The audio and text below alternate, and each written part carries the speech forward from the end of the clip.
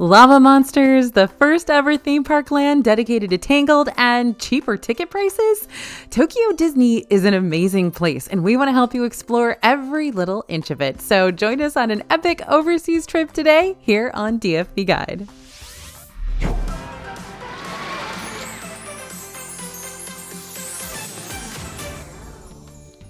Hey everybody, it's AJ for Disney Food Blog. We are back in Tokyo Disney today to really illustrate how incredibly unique these parks are compared to what we've got back home. So even if you're not planning a Tokyo Disney trip super soon, stick around because we're going to take you inside Tokyo Disneyland, Tokyo Disney Sea, and the surrounding Tokyo Disney hotels too, without you having to leave the comfort of your couch or go through customs. Pretty sweet deal, right?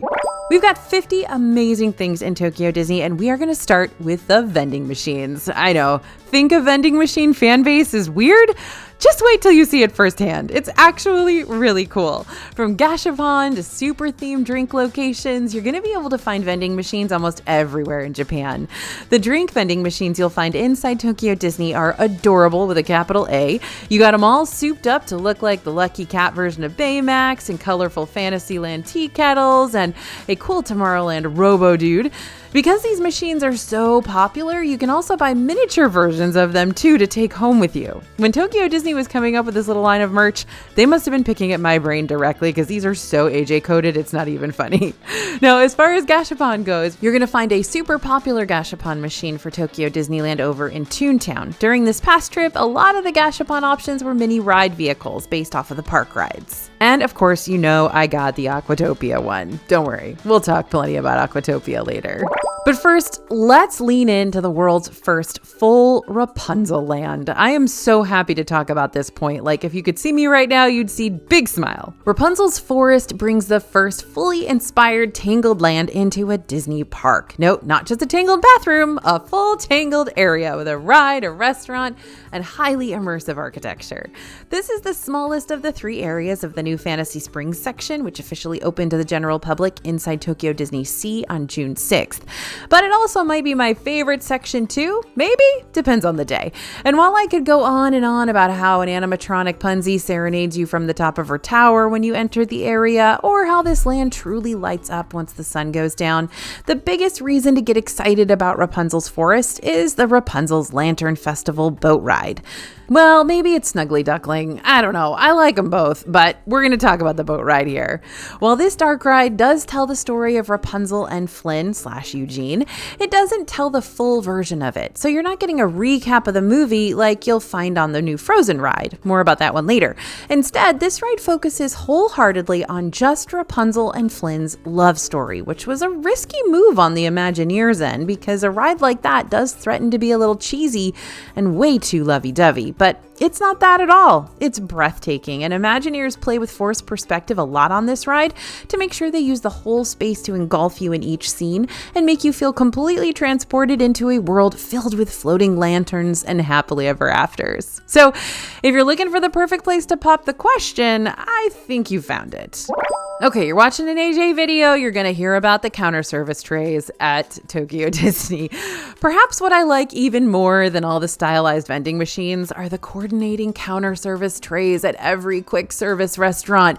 I want every single one of these. It doesn't matter which quick service you head into. Plasma Ray's, Dockside Diner, Tomorrowland Terrace, each one features these mid-century-ish cafeteria trays, each uniquely stamped with the restaurant's graphic logo.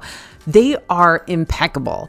Now, tempting as it was, I did not smuggle any trays out of the restaurant with me, though the temptation was almost too strong at times. However, because Tokyo just knows me so well by now, obviously, there is that location that does upsell miniature versions of this Counterservice tray over there at Queen of Hearts Banquet Hall. And those are legal to take home with you as long as you pay 1,200 yen for one, so around like $8. But let me just go on a rant right here. The domestic Disney parks could never get away with having these types of trays because people would steal them all the time. It would be like titanium spork times 17. Remember how Galaxy's Edge used to have those titanium sporks that they would give to you when you ordered something at Docking Bay 7 and everybody just stole them so they aren't able to give sporks anymore? Yeah, That's what would definitely happen to these trays if these are in the domestic parks. But the Japanese guests just follow the rules. They're just not going to steal that stuff. And so we get to have very cool things. I don't know. I wish we'd learned something from that. Now, with a name like Mysterious Island, you know I'm automatically going to be intrigued. Mysterious Island is one of the 8 different areas inside the Tokyo Disney Sea Park. And it's also home to 2 rides that always make me go, not sure what happened there, but I'm definitely going to ride it again. First, you got Journey to the Center of the Earth, where you load into a steampunk subterranean vehicle to go check out a really weird lava monster world that Captain Nemo has recently unearthed. And then you got your much less speedy Mysterious Island ride called 20,000 Leagues Under the Sea, where you're not going to be chased by lava monsters, but you are still going to join the ever-curious Captain Nemo aboard one of his submarines to help him search for the underwater city of Atlantis. And you're going to have fun little underwater friends. They're going to help you escape from like a giant squid. Both of these rides are one of a kind, with no cookie cutter options lingering in other Disney parks. So if you want to check them out firsthand, you're going to have to make that trip to Tokyo Disney Sea. But they are both epic, and you will want to ride them over and over again, I promise. Now, by the way, I know we're about to hit you with a lot of Tokyo Disney stuff, but if you want a free Tokyo Disney guide that highlights all the differences between these parks and the ones back home in the States, which you'll be able to look at anytime you want to, then be sure to scan the QR code you see on the screen now, or go to disneyfoodblog.com/Tokyo after this, and we're going to send your Tokyo Disney quick guide straight to your email. Next up, the Frozen ride that puts all others to shame. This is the best Frozen ride we've ever ridden. Frozen Kingdom is the second land in Tokyo Disney's new Fantasy Springs area, and while it's a bit smaller than Hong Kong Disneyland's World of Frozen, the new Frozen ride here makes up for that. And then some. Anna and Elsa's Frozen Journey tells the complete story of the first Frozen film. Now look, I absolutely adore the new Tangled ride, but Anna and Elsa's Frozen Journey is very, very technologically advanced. You'll sail through the sisters' childhood memories, sing along with Anna and Hans as they profess their shallow feelings toward one another, trek up the North Mountain to see Elsa let it go. And for real, you get all of that. No shortcuts around the story here, which is why this is actually a pretty lengthy ride, clocking in at about 6.5 minutes long. But the most impressive part about this entire ride are the animatronics, because every single one is so fluid and realistic, including the side characters too. I could probably talk about just this ride for the remainder of today's video, but there's still so much left to talk about when it comes to Tokyo Disney, and we still have to cover toilets. So I'll go ahead and wrap up this point by saying, well done, Tokyo Disney and Oriental Land Company. You've just set a new bar for theme park rides. Oh, yay, here we are at toilets. I'm still trying to emotionally recover from the first time I used one of Japan's high-tech toilets, so just bear with me here. Many Japanese toilets are very futuristic, and as someone who lives her life in the States, where toilets either A, automatically flush when you stand up, or B, have the little metal flusher that you press down on, the Japanese toilets with the whole flush panel set up on the wall took me way too long to work through. But as it turns out, they're not as complicated to use as you might think. Instead, they work a lot like automatic paper towel dispensers. You just have to wave your hand in front of those panels to get them to flush. Also, don't be surprised if you sit down and the toilet seat is warm. Toasty toilets are all the rage here. It's cool. And speaking of posh potties, bidets are the fashion with Japanese toilets, so you'll see buttons you can use to wash your bum and dry it too. Legit, I went ahead and researched Japanese toilets on Amazon before I left to figure out what all the buttons would mean, and I also used my Google Translate to take a picture of it and find out. But the best part of Japanese toilets, especially at Tokyo Disney, is that there's a little panel when you sit down that starts playing water rushing noises to cover up any noises you're making in your stall. No joke. Here's what it sounds like at the Snuggly Duckling.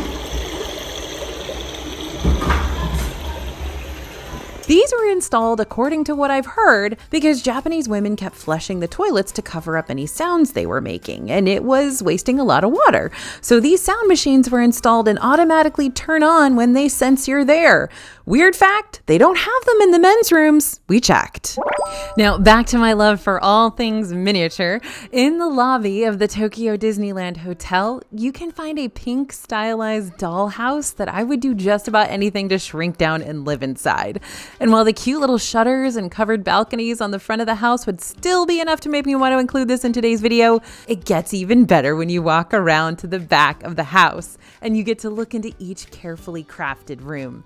You're going to see some tiny Disney details. You're going to see a bunch of Easter eggs in there. You got Snow White's dress, the magic carpet from Aladdin, the 101 Dalmatians taking over the kitchen. You can just stare at this dollhouse for hours and not see all of it. There's so much going on. Now, there is a beautiful wedding chapel inside Hotel Miracosta where it's hard not to picture the relationship ending with anything other than a happily ever after. But if you're roaming around Tokyo Disney Sea and you hear church-like bells off in the distance, that means a happy couple just tied the knot inside that very chapel.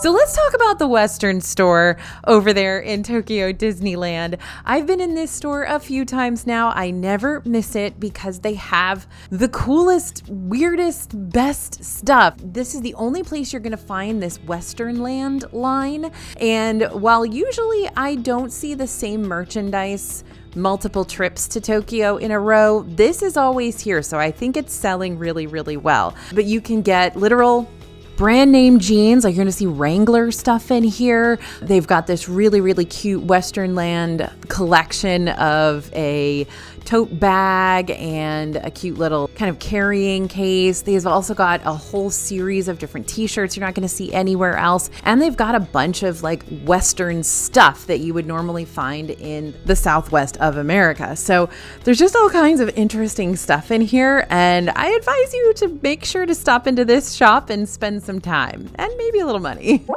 Okay, now this next one I did not find until my very last day at Tokyo Disney. And I had to tell you about it. So this is in Espari, which is kind of the downtown Disney or the Disney Springs. It's the shopping district that's outside of the parks. And so anyone can go there at any time. This is also well connected to Maihama Station and easy to get to, but you don't need a park ticket to go here. Anyway, there's lots of independent shops and stores and also chain stores and stuff. This is where you're going to find your McDonald's, your Outback Steakhouse, your Red Lobster, Krispy Kreme is here. But anyway, on our last day, we decided to go into this cafe, not really a cafe, I guess a bakery called Heart Bread Antique. And I just saw this giant bagel that was probably the size of a basketball. And inside it looked like there was a bunch of butter or something that was melted in there, but there was definitely cheese happening. And so we figured we really needed to get this and see what this was all about. So we bought it. It was amazing. This is basically a giant bagel just full of queso. I mean, it was, I don't know what else to call it except plastic cheese, but it was kind of this white queso blanco kind of situation. It was absolutely incredible. It was so rich. If you can go to Heart Bread Antique, please go and get one of these, but they had a bunch of other really amazing things in there too, including these like cat breads that you could get and just a bunch of really cool stuff. So don't spend all your yen inside the parks. Head over to Espari and see what they've got over there too. Now, Tokyo Disneyland takes their Mickey waffles very seriously, just like I do, which is why they have an entire restaurant completely devoted to them. And it's a very popular restaurant too. The Great American Waffle Company lives in the World Bazaar area of Tokyo Disneyland and is an American-themed counterservice that indeed sells thousands of freshly made waffles daily. This place is popular, y'all. So much so, in fact, that if you really want to eat here, you might find yourself waiting over an hour on those busier park days, just for a Mickey waffle. In the past, this place used to serve lots of different waffle flavors like chocolate and apple, but now they typically just serve one for the season. During my last visit, the waffle flavor of the season was blueberries and cream. Simple, but still just as popular as the rest. And even though I wasn't there on a super busy day, there was still a long line for the American Waffle Company. So if you're super into the lore of Disney's Secret Society of Explorers and Adventurers, SEA for short, then you don't want to miss out on Fortress Exploration over in Disney Sea. Fortress Exploration is an interactive walk-through attraction inside the Mediterranean harbor area that takes you through a medieval castle and inside these epically expansive rooms which feature immersive elements like an ancient planetarium, miniature galleons that you can pilot by remote control, a Da Vinci-like flying contraption, a massive sailing ship, and so much more. While you're free to experience the fort however you want to, there is an interactive game here called the Leonardo Challenge, where you'll receive a map with hints and clues that you have to uncover while making your way around this fort. And if you complete this challenge, you'll become an official member of the SCA. It's about time. They should have had me join their secret society years ago. The map is mainly in Japanese, but if you have Google Translate downloaded on your phone, you can scan those map sections to have them translated for you. By the way, if you're lost on what the Society of Explorers and Adventurers actually is inside the Disney realm of influence, we've got posts on our DFB website that dive into the full history of the SCA for you. Just search Disney Food Blog Society of Explorers and Adventurers in your Google search engine to find our detailed posts listed up top. Now let's head out to the hotels for a second. The Tokyo Disney hotels do not skimp on the cool stuff. Much like Disney World, the 6 Tokyo Disney resorts are split into different price tiers. While each category comes with its own level of benefits, you don't have to worry about the quality of your stay being less impressive just because you're paying less for your room. Even the Tokyo Disney Celebration Hotel, which is the kind of value hotel, has super themed hotel stays to make your stay all the more Disney-fied. Just check out the huge and colorful Disney murals painted across those standard celebration rooms, which have this modern day Mary Blair look to them. At the Toy Story Hotel, you can probably guess what your rooms are going to look like here. It'll feel very much like you're crashing in Andy's old room, before he moved to college. But of course, the coolest rooms, at least in my opinion, are those deluxe hotel rooms that just go above and beyond with the theming. Hotel Miracosta has lots of Italian influences in its decor. The Disney Ambassador takes its love and appreciation for classic Disney characters to the next level with rooms dedicated to fan favorite pals. And the Tokyo Disneyland Hotel also has lots of character-themed rooms with options inspired by Tinkerbell, Alice in Wonderland, Beauty and the Beast, and Cinderella. And finally, we've got those shiny new Fantasy Springs rooms that open right up into the new Fantasy Springs area, so you can just walk right on into the new zone as long as you've got your park ticket handy. But no matter which hotel you choose, you're going to get a lot of fun amenities to go along with your stay. We're talking things like stationery, coffees and teas, little plastic cups, reusable bags, and literal pajamas and slippers that are very, very comfy. Now, please don't take them with you. The pajamas and slippers need to stay there. But when it comes to the reusable bags and the plastic cups and all of the little tin boxes with hair ties and cotton pads and Q-tips, you can take all that stuff with you. Something else that was amazing on this recent trip was the Fantasy Springs Magic Passport. Fantasy Springs is amazing, but trying to get into Fantasy Springs is really stressful. To enter Fantasy Springs, you'll either need a standby pass, the free option, or Disney Premier Access, the paid option. There is another set of options, however, that'll guarantee you entrance to Fantasy Springs, so you don't have to worry about figuring out if you can get in the day of. Though these options will definitely cost more than Premier Access, I think they're still worth it. And what you're going to want to do is get the one-day passport Fantasy Springs Magic. This will grant you access to Tokyo Disney Sea, including Fantasy Springs, at any time during the park's operating hours on the day you're going. Plus, unlimited access to using the Premier Access lanes, that's kind of like the Fast Pass lanes or the Genie Plus lanes, at Anna and Elsa's Frozen Journey, Rapunzel's Lantern Festival, and Peter Pan's Neverland Adventure. So how can you buy it? You'll need to book an eligible vacation package with hotel and tickets combined, or you'll need to have a stay booked at the brand new Fantasy Springs Hotel. In Disney World and Disneyland, we have a subtle appreciation for all things popcorn buckets. There's even the occasional popcorn bucket that we might wait, 6 hours just to own.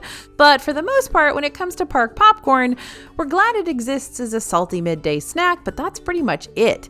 In Tokyo Disney, however, popcorn is the snack you've got to try, and you've got to try them all. It's like Pokemon.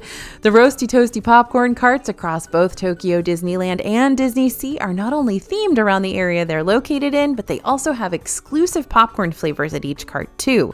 We're talking soy sauce and butter, burger, honey, white chocolate matcha, strawberry milk, cheddar and caramel, cookies and cream, and of course that roast beef flavor in the Neverland area, which you can also get at the American waterfront area. But it's not just the popcorn itself that's a big deal in Tokyo Disney. It is the popcorn buckets too. There's even an entire popcorn store inside Tokyo Disneyland called the Big Pop, where you can get any popcorn bucket that's currently available in Tokyo Disney Resort, as well as a hearty, flavorful scoop of popcorn to go along with it.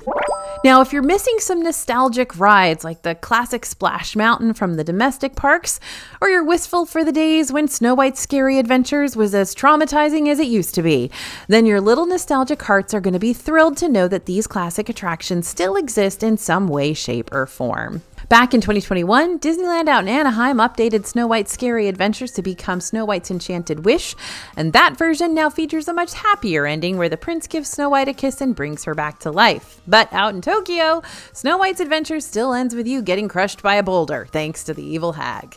Tokyo Disneyland is also home to the last remaining Splash Mountain ride, so Brer Rabbit, Brer Fox, Brer Bear, and all the critters out in the bayou can still take you down to the laughing place while singing Zippity-Doo-Dah all the way. So Pirates of the Caribbean is also the same pirates that used to exist before Red the Pirate took over the versions in the domestic parks. Now, I don't know if I'd consider this a good thing because I really like Red, but again, if you're missing the OG version from way back when, here it is in all its problematic glory. And it's also in English, which is, interesting.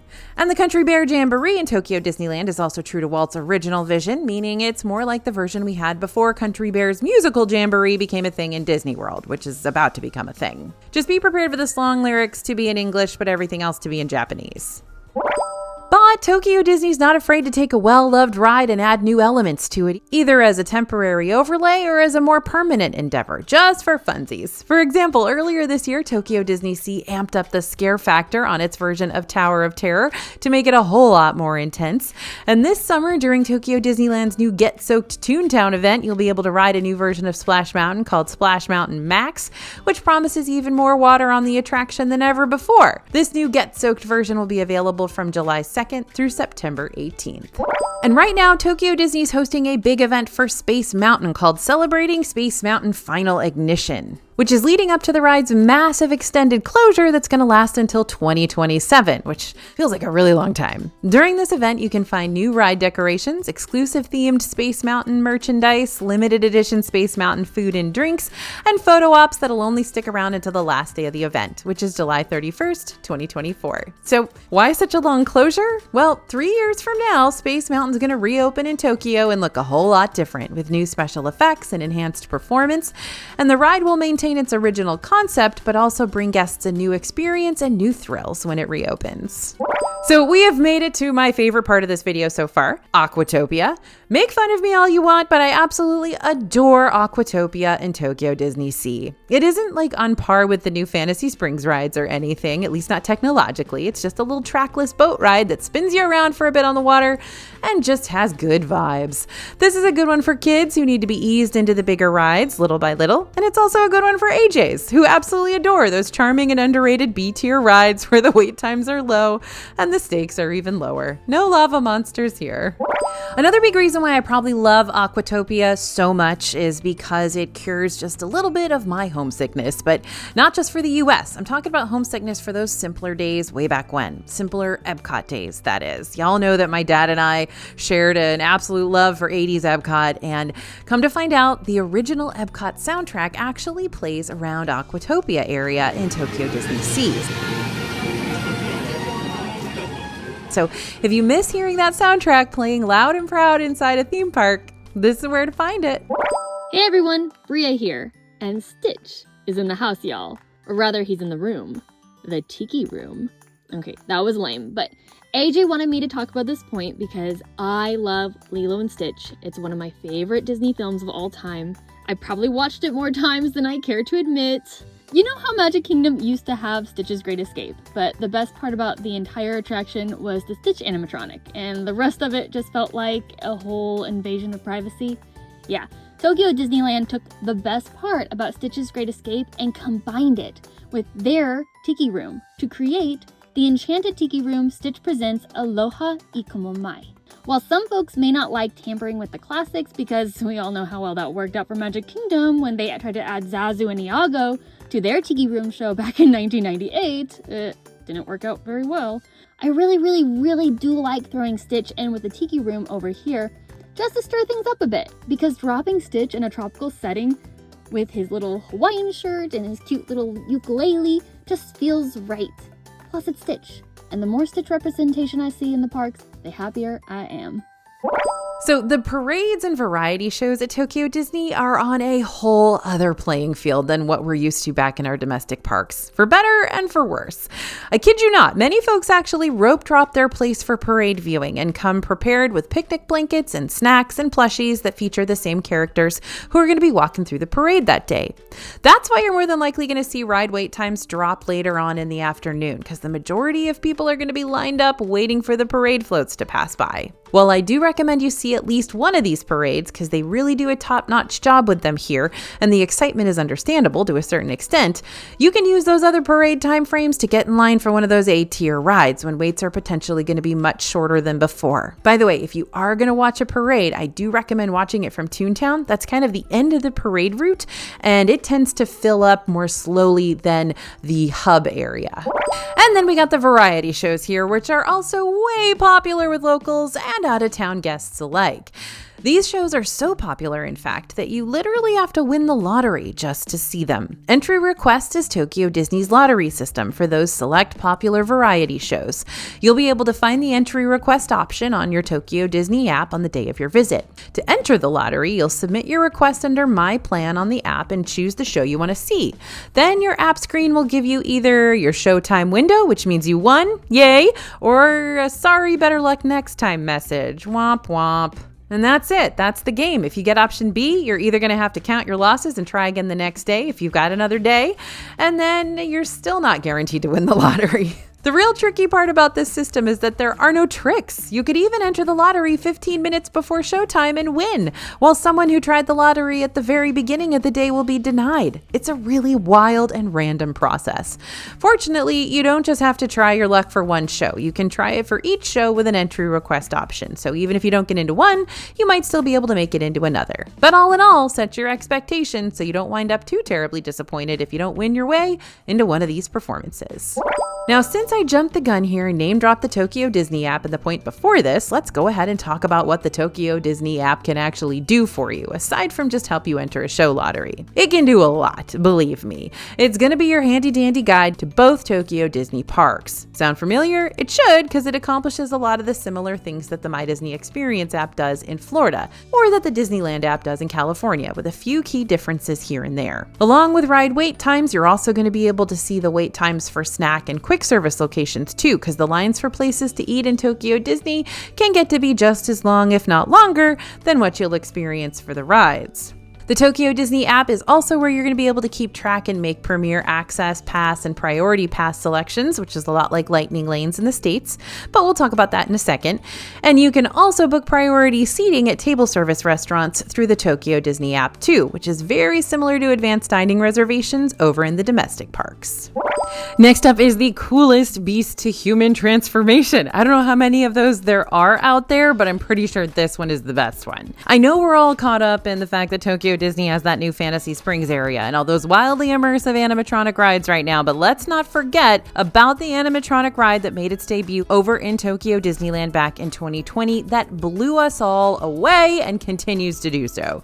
Enchanted Tale of Beauty and the Beast is a dark ride where you'll board a giant teacup, really giant, that'll transport you into the story of Belle and Beast, which, much like the new Frozen ride, is a recap of the story and not just the love story part, since Belle and Beast's love story is a lot less lovey-dovey. If you've seen the movie, you know what I mean. Spoiler alert.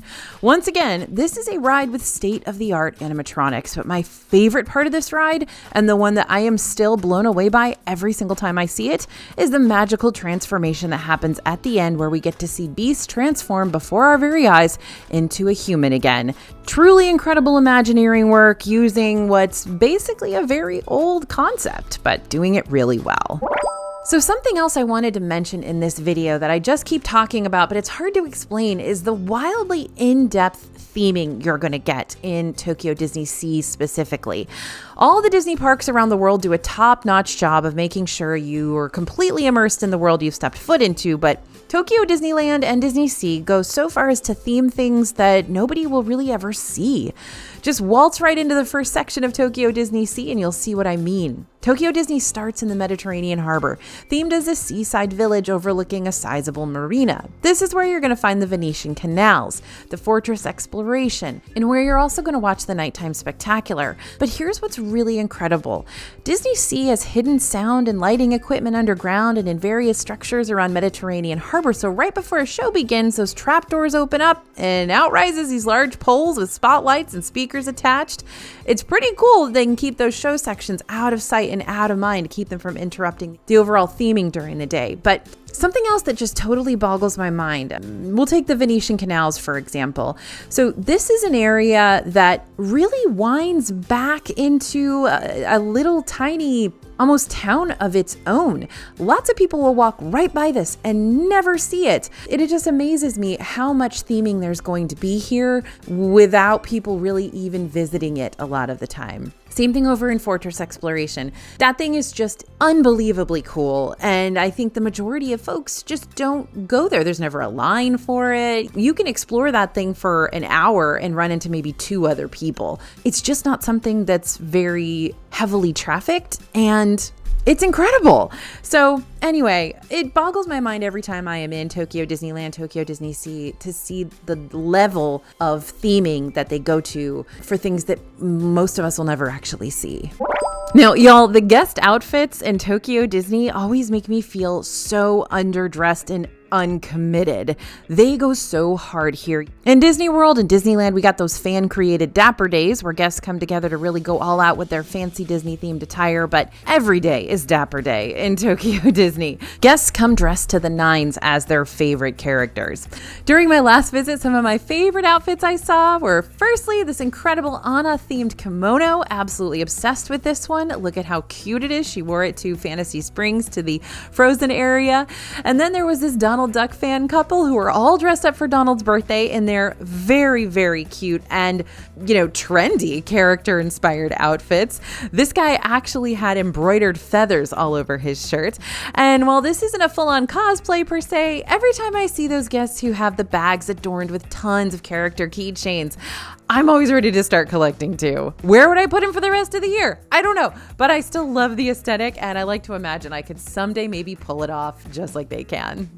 So if you want to join in on the fun, by all means, pack a character outfit. Just don't forget that hot weather and rain do exist in this part of the world, so you're probably going to want to pack a backup outfit just in case the Disney bound doesn't end up working out. Also, it can get cold here, so, make sure you look at the weather.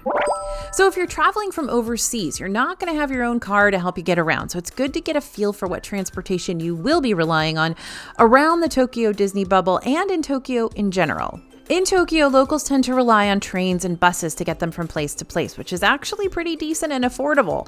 You can find out which transportation stations are nearest to the Disney scene by checking out the Getting Here section on the Tokyo Disney website. The most important thing to remember, though, is that whatever line you're on, your goal is going to be to get off at the Maihama station, which is closest to Tokyo Disney. Not only is the Maihama station connected to the Tokyo Disney monorail, it's also going to be your gateway to all of the other areas of Tokyo you might want to visit too, making those day trips to other parts of Tokyo very easy, even if you're staying within the Disney bubble. To make sure you're all prepped to pay for any trains and transportation while you're in Tokyo as well, including the monorail, I'd recommend getting a transportation card, like a Suica card. Get it at the airport, and they work like preloaded gift cards, but for Tokyo transportation and shopping, including the Disney shops.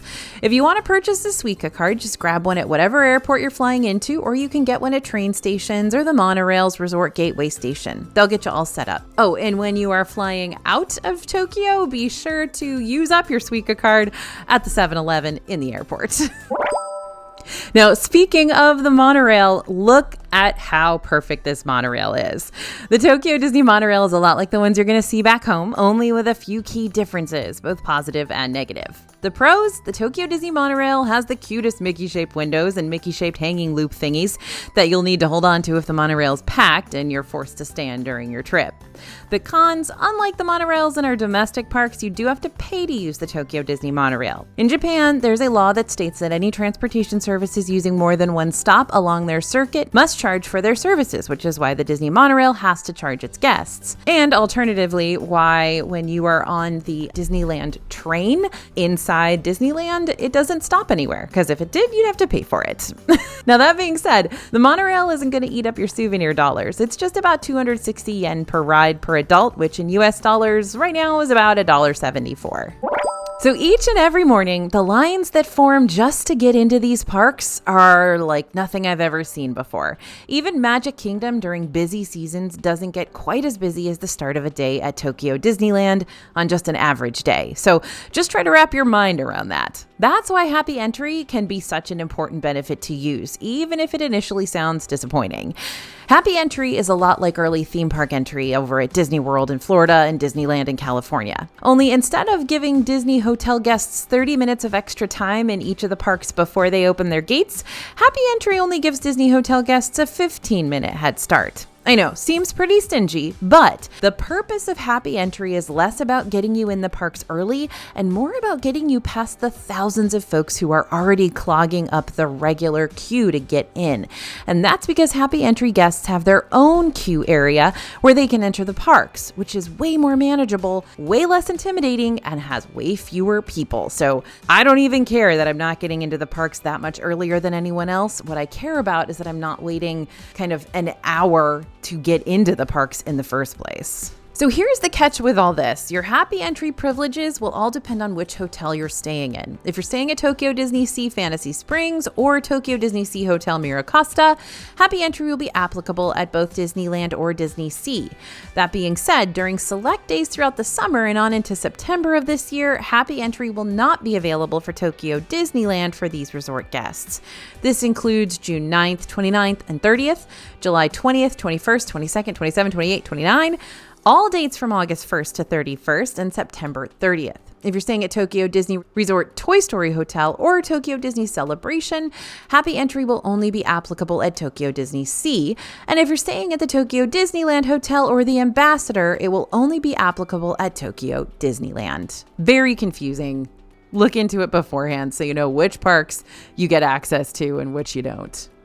But even if you don't have Happy Entry, don't stress just yet. Tokyo Disney's used to these massive crowd levels, and they're pretty efficient about getting people into their parks. So it looks like absolute uncontrollable chaos, but that's not really the truth. That being said, that's still a lot of people the cast members will have to scan in, so the Happy Entry line will definitely be your best friend when you want to bypass these main lines and get inside the parks as quickly as you can.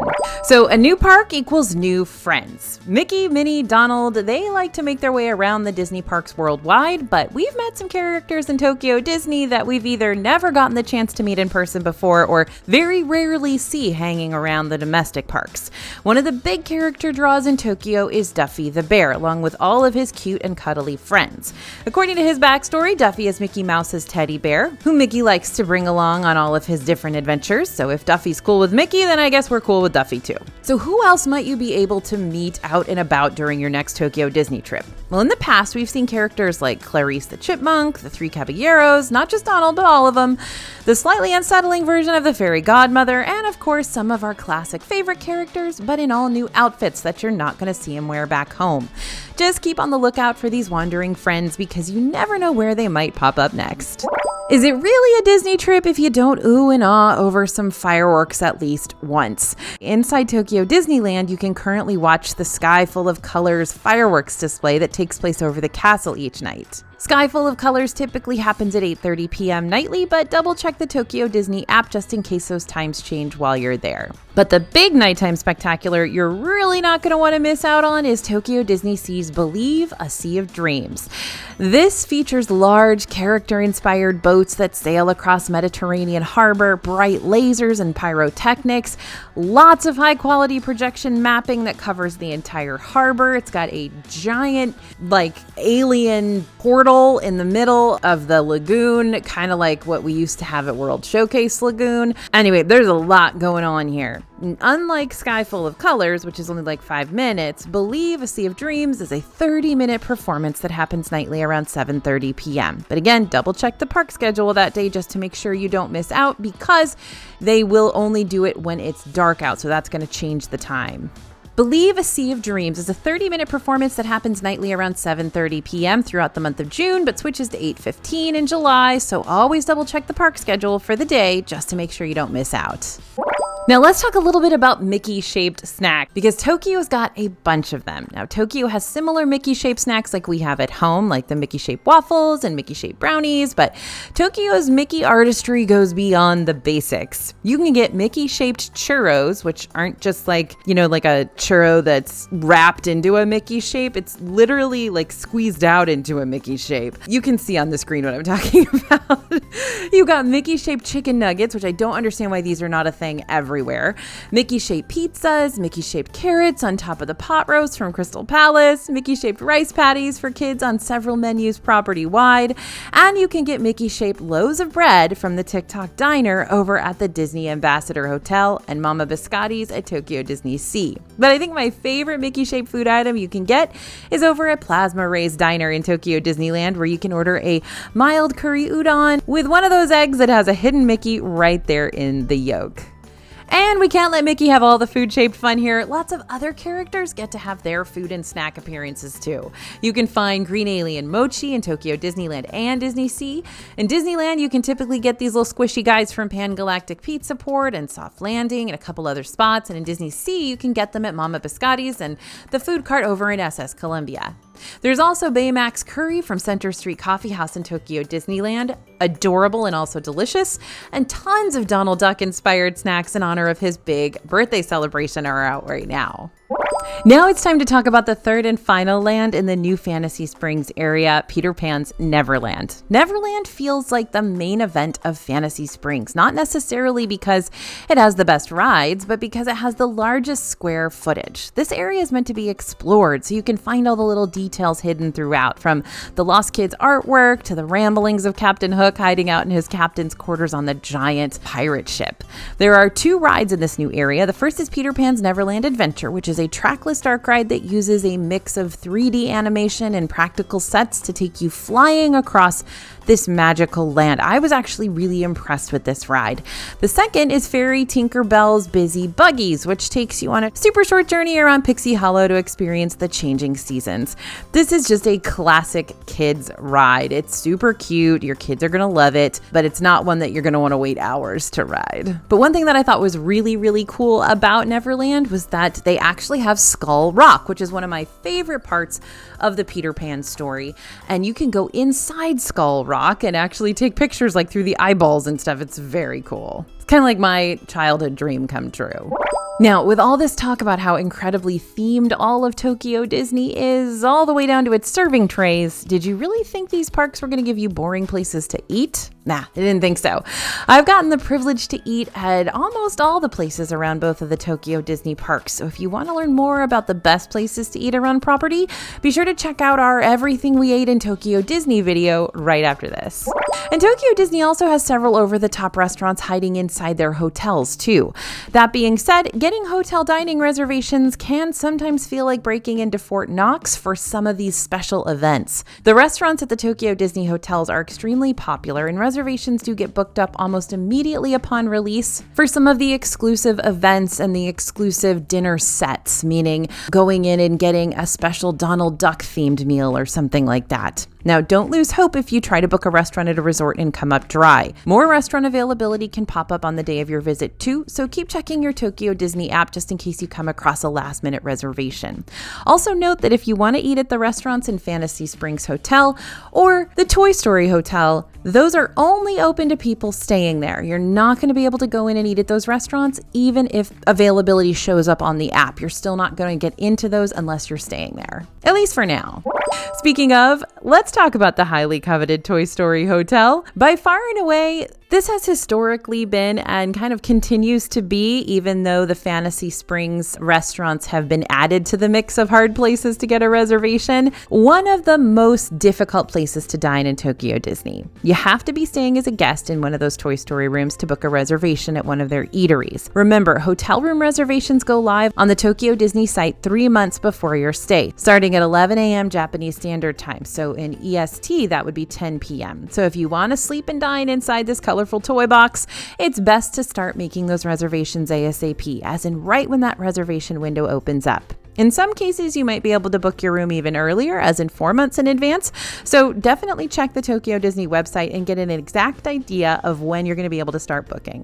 So who would have thunk that there was a better version of Soaring in existence? I mean, I already love the ones back home very much. But if anyone was going to one-up the American parks, of course it's going to be Tokyo Disney Sea. Soaring Fantastic Flight is mainly a direct copy of what you're going to find in the domestic parks in terms of the movie you'll watch. However, instead of being themed around taking flight on a hang glider or plane, the Tokyo Disney Sea version is again themed around the Society of Explorers and Adventurers.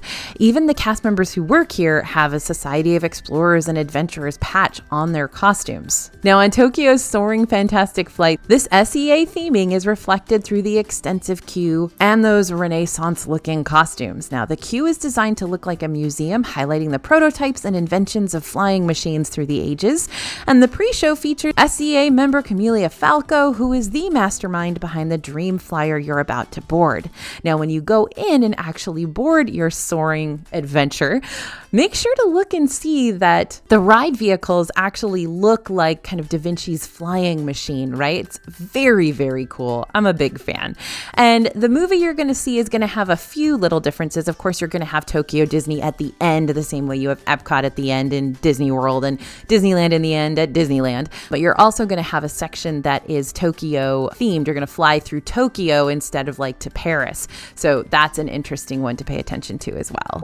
So I don't think y'all quite understand yet how incredibly popular Duffy and friends are over in Tokyo Disney, and also how popular it is to bring your stuffed animals with you to the parks. This is just culturally the thing that you do. It's acceptable. I have seen so many people who walk around the Tokyo parks holding their giant stuffed animals all day long. Sometimes they bring 2 of them. So while it may seem a little bit out of character for us, it's something that's very common there. And as a result, the Tokyo parks have photo points established. Now, these are mostly going to be Duffy themed because a lot of people will bring their Duffy plush and set it up on these photo points and take pictures of their Duffy there.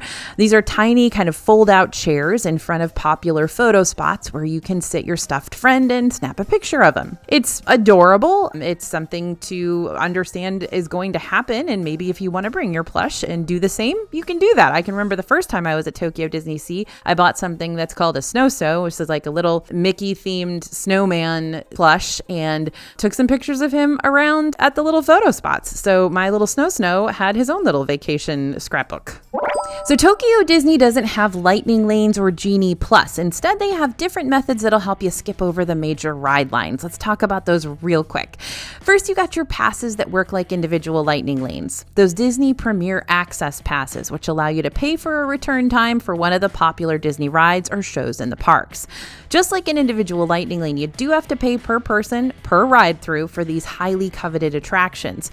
But unlike an individual lightning lane, you can pay for however many Premier Access passes you want in a day. You just have to make sure that it's been 60 minutes since your last purchase, or you've gotten the chance to use your previous Premier Access pass already. And finally, there's the 40th anniversary priority passes, which are free for guests to use, even though the 40th anniversary is over. I don't know. I could still use them when I was there last week. So they work similar to Disney Genie Plus. They're free. Now, you won't be able to book Premier Access rides through the priority pass option, but you'll still be able to book other rides to bypass the main lines for, and you can even book the same ride again if you want to. Now, I know this is Donald Duck's big birthday, but I will say that every time I have been in Tokyo Disney, there has been lots of Donald Duck appreciation. Tokyo Disney has these new events throughout the year called Disney Palapalooza, where they take a popular Disney character and basically put him up on a pedestal for the next few months with specialty parades and merchandise, snacks, and more, all directly themed around the character. And at the start of the year, we celebrated the polka dot queen herself, Minnie Mouse, during Minnie's Funderland. And during the time of this video's release, we're currently in Donald's Quacky Duck City to celebrate our feathered friend in all his hot-headed glory. And when Tokyo does this, they go to town. There is so much Donald stuff going on. There are so many Donald fans showing up just in all their Donald glory. It's a blast, and they are just really loving it. So Keep an eye on which character is being celebrated when you're there, and maybe consider doing a little dress-up event for that character when you're there. So we've already talked about a lot of different Tokyo Disney celebrations today, from final ride-throughs of the classic Space Mountain to celebrating our beloved Mallard pal, but Tokyo Disney isn't done with the specialty shindigs ever. Much like you'll find in the States, Tokyo Disney also likes to go all out when it comes to holidays like Halloween and Christmas.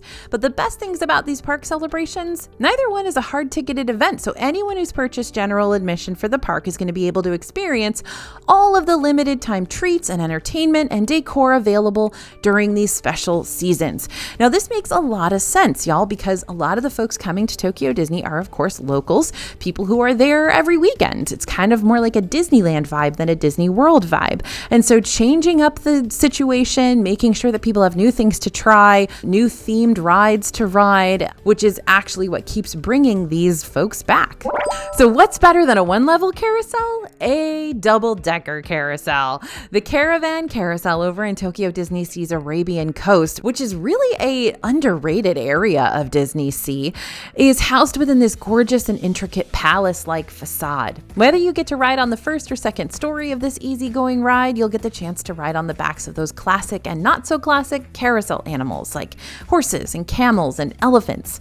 But if you're really lucky, you might be able to hitch a ride with the genie himself. Okay, I can't believe this is this late in this video. We can blame Bria, it's okay. I have no problem with that. But let's talk about how much cheaper Tokyo Disney is than the domestic parks. Here's something interesting you may not have noticed before. A lot of the stuff in Tokyo Disney is less expensive than what you're going to find in Disney World or Disneyland. Let's do a little head-to-head comparison. When it comes to average ticket prices, tickets for Tokyo Disney sold throughout the month of July this year range between 8,900 yen to 10,900 yen. In dollars, that's about $57 to $70 per person per ticket. Meanwhile, a standard theme park one-day ticket for Disney World in Orlando during the same month is $129 to $154 per person per day, depending on the park you choose. So we're talking like half price, sometimes even a third of the price. And a one-day standard ticket for Disneyland in July is between $169 and $194. So that makes Tokyo Disney even cheaper than Disneyland than it is for Disney World. Even food is a big price difference here. Take a standard order of chicken nugs, for example. A cute little cup of chicken nuggets, which are also Mickey-shaped, by the way, are going to cost you 400 yen in Tokyo Disneyland when you order them from a quick service like Tomorrowland Terrace. That's under $3, my friends. Meanwhile, if I were to get a 2-count kids chicken strip from Cosmic Ray's Starlight Cafe in Tomorrowland at Magic Kingdom, you're going to spend over $8 for that already. Of course, flights to Tokyo Disney are going to be your biggest budgeting factor, which is why you may still want to prioritize a flight to the domestic parks instead. However, if you can find more affordable flights out to Japan, you may be shocked to see how different price points are when it comes to nearly everything, merchandise, hotels, and food included. Okay, so in case you were wondering, Chandu is the greatest Disney mascot known to man, and I will not be taking further questions at this time. Sinbad's Storybook Voyage is a super adorable, slow-going boat ride in the Tokyo Disney Sea Park, which is why it kind of gives me It's a Small World vibes, but instead of a lot of singing dolls with no plot point, you follow the story of Sinbad and his lovable tiger, Chandu. And let me tell you, it's not just me who's fallen head over heels for Chandu, because Chandu is a cult classic over here. At the gift shops, you can buy Chandu plushies, Chandu shoulder bags, and Chandu pins too. So if you're tired of the same old point and shoot attractions, then may I interest you in something that takes this ride concept and elevates it. Monsters Inc. Ride and Go Seek over in Tokyo Disneyland's version of Tomorrowland is similar to Buzz Lightyear's Space Ranger Spin, since it too equips you with a blaster to shoot targets. However, Ride and Go Seek's blasters are shaped like flashlights to help you spot hiding monsters and trigger little events with each new discovery. It's a super cute ride. It's very, very fun, but I'm a little frustrated and kind of salty that they don't give you like a score at the end. This is something I don't understand, but maybe someone out there can explain to me why I don't get a score for how many flashlight targets I hit. If you didn't get enough of the romantic gondola vibes during Rapunzel's Lantern Festival earlier, there's actually a second gondola ride inside Tokyo Disney Sea. Saw some footage of it a little bit earlier. The Venetian gondolas over in the Mediterranean harbor are going to take you around the Palazzo canals to make you feel like you've been transported from Japan to Italy for just a brief moment. These are beautiful. You actually get to go through Mediterranean harbor. It's a great little respite, kind of a calm little opportunity to look around, take a breather, and just enjoy the surroundings that Tokyo Disney has gone to such extents to theme. Sometimes you just have to admit that you don't understand the hype around something, but you can certainly still appreciate the enthusiasm of it. And that's how I feel about the Happy Ride with Baymax. Happy Ride with Baymax is one of Tokyo Disneyland's newer rides, along with Enchanted Tale of Beauty and the Beast, and it uses the same ride mechanics as Alien Swirling Saucers in Hollywood Studios and Mater's Junkyard Jamboree in DCA. While I wouldn't say it's an absolute must-do ride or anything, it's still a good one for all ages. Not to mention, it seems like the locals have created their own little Baymax dance to go along with the ride, so if you just want to be a part of something and feel hip and with it in Japan, definitely ride this ride. Watch the video first, though, and learn the dance. I know we're in Japan, but how's about we learn a little French? You know, since Bon Voyage is French for have a nice trip. Bon Voyage is right next to Maihama Station, the entrance to the whole Tokyo Disney Resort, and is the main Disney gift shop across property. So basically, it's Japan's version of the World of Disney shop in Disney Springs. But the coolest thing about this gift shop, in my opinion, it's actually shaped like a giant suitcase, which is adorable. This is where you're gonna go kind of when you don't have a park ticket to pick up all of that in-park merchandise. You can pick up a bunch of stuff that you can find in the parks here. You can pick it up on your way out to the airport. This is a good kind of first day or last day stop to just kind of stock up on all of that incredible Tokyo Disney merch. So even inside a Disney park that I'm not quite as familiar with, I find myself falling into a sense of, yeah, I know what I'm doing here pretty quickly. I can figure out the park layout, how to bypass the ride lines, how to mobile order, where to grab a decent snack, you know, the normal stuff. But then something happens to remind me that, yep, this is way different than what I'm going to encounter at my parks back home. Like the level of patience the locals have when it comes to lines, mind-boggling. Or the parade courtesy where people are expected to sit down so everyone gets a chance to see. Awesome, they do it. Or how quick service locations seem a little more lenient about seat saving, which means I'm left standing there gaping with my cute little food tray wondering where on earth I'm supposed to sit down. That's not so awesome. And if you're traveling to Tokyo Disney from overseas, just remember that what's familiar and comfortable back home may not be the same in these parks. You're still in a different culture, and you still need to follow that culture's rules. So keep an eye on what the locals are doing and you can follow suit. Don't be afraid to reach out to a cast member if you're still confused about the way certain things work. So what do you think? What part of Tokyo Disney do you think would be the coolest to see in person? Let me know in the comments, and don't forget to pick up our free Tokyo Disney guide over at disneyfoodblog.com/Tokyo right now. Thanks for listening, everyone, and thanks for watching. As always, this is AJ for Disney Food Blog, and we'll see you real soon.